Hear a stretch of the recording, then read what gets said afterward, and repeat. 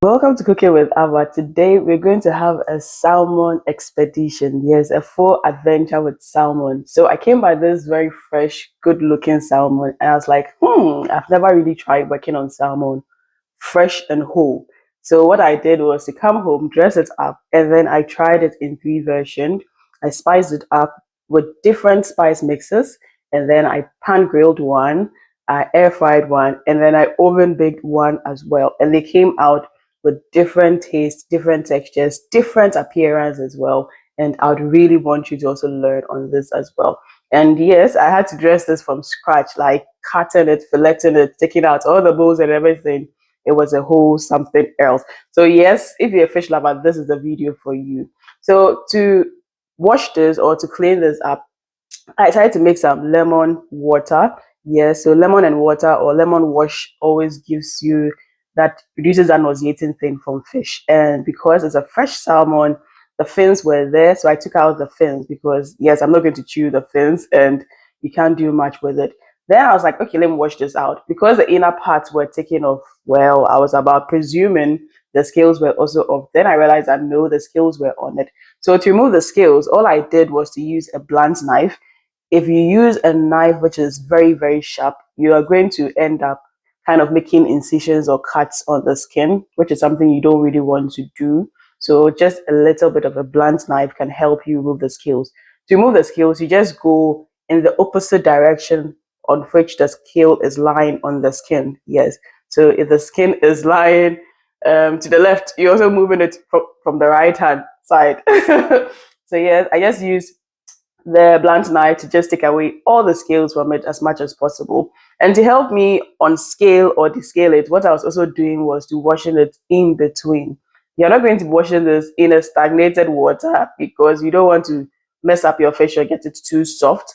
And also, you need to make sure that if you're doing this in the sink, make sure that your sink has something that can drain or strain the stuff, the scale part or the waste part, so you don't end up choking your sink as well. So, like I said, I went in as well to take out wash the inner part as well and wash all the outside, even as I was removing the scales. And there are some blood packets in there you'd have to be taken out to make sure that your fish comes out very well. And once I'm done with that part, what I begin to also do is to take out the teeth. Yes, I love fish head a lot. I love fish head. But then the teeth is not something that I want because the teeth can easily hurt you if you are prepping it or even when you're eating it, you can't chew the teeth. So it's just good to take it off. Then I'm going to wash the gills properly, wash all the skin properly, and that also helps me see whether there's any other scale somewhere or not. Then once this is clean enough, it goes into my lemon wash, yes, and that is going to help check that nauseating kind of taste in there. Then once this is done, we are going to go onto the cutting table. If there's too much water in, you can let it sit for a while. On your cutting table, I'm going to use some paper. Yes, kitchen paper is also good for you. You can use a napkin or anything. You just want to make sure that you take out all the water from it because you're going to be filleting it and we need to have good grip of it. We want our fish to also be firm. We don't want so much moisture in there as well. So I'm just going to clean this up and then I'm going to cut it up as well. So I'm cutting up the tail part, which I'm going to be baking together with the head part, yes.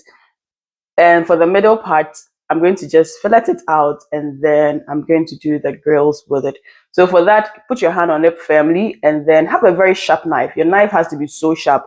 If your knife is not well sharp, it's going to give you issues cutting it, yes. So once I did the first part, I was like, hooray, I succeeded. The second part was a little bit tougher.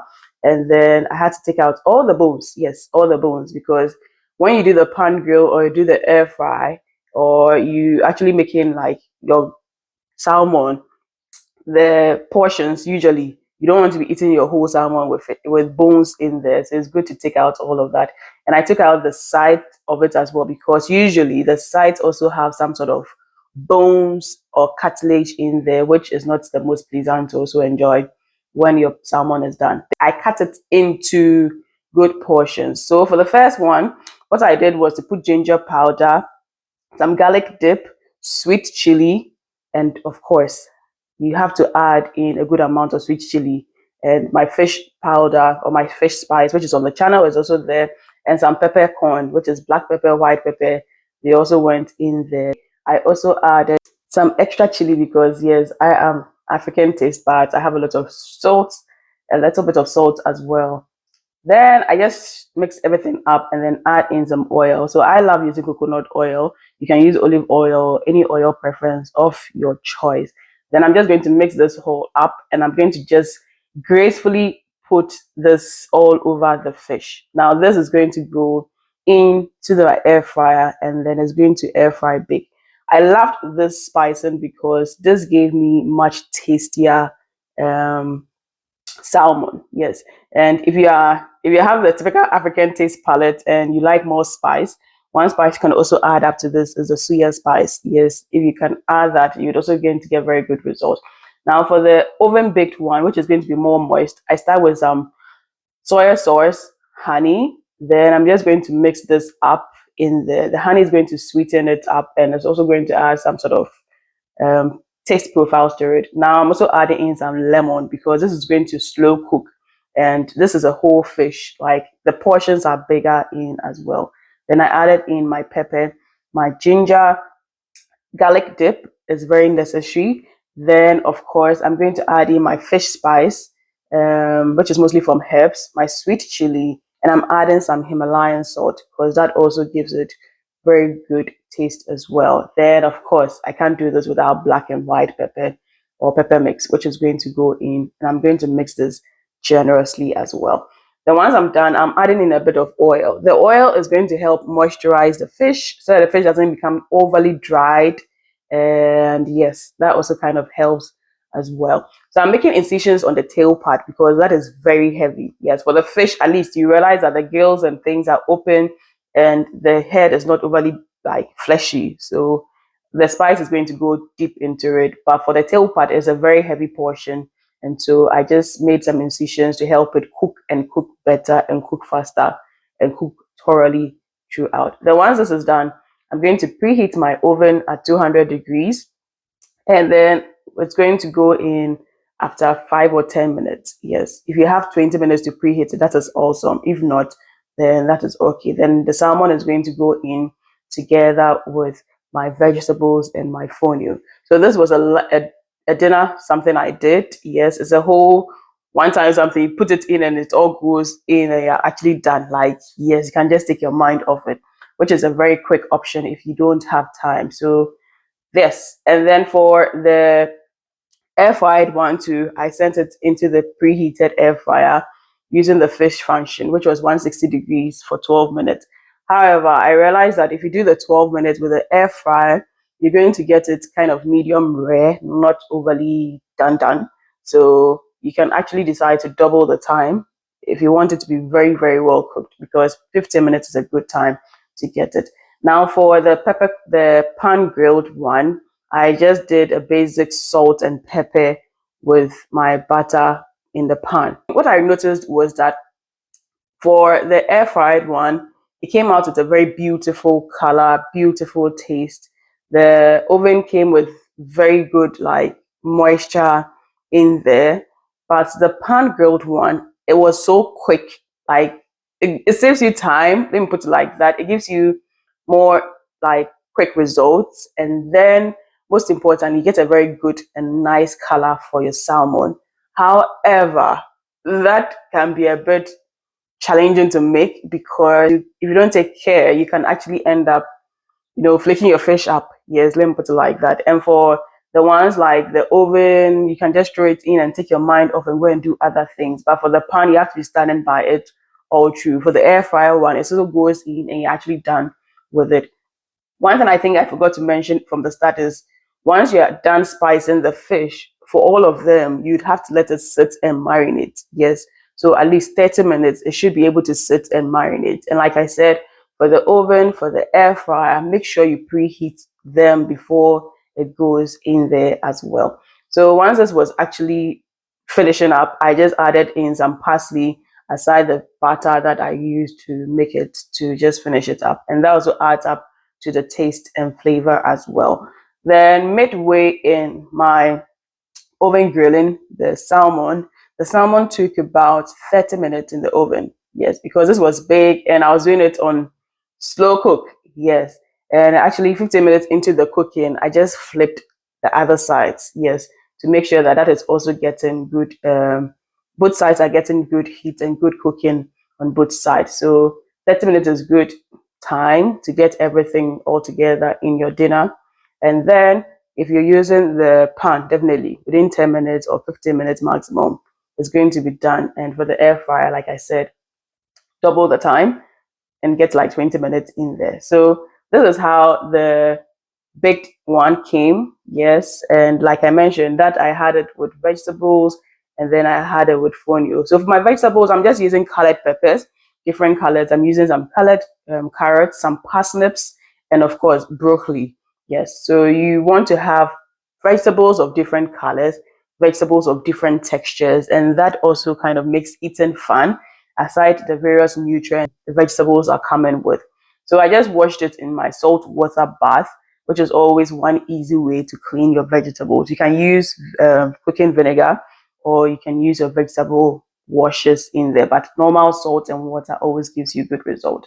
Then I go in to cut my carrot and I'm cutting them into chunks. Yes, because it's going to be heating in the oven or you're going to be cooking it for quite a while and you don't want it to be overly soft as well. So I'm cutting them into chunks. I cut also the peppers into big chunks and the parsnips. Ooh, you just want to, you just don't want to miss this in there.